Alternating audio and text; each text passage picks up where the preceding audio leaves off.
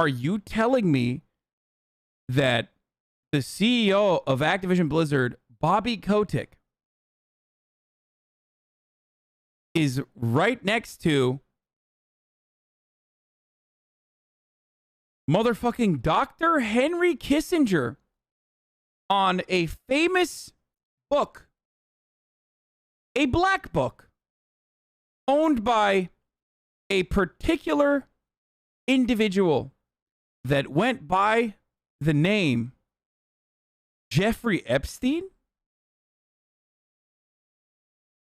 Very interesting. Right underneath David Koch, too. Wow. Poggers. Listen, you got some real interesting individuals here, man.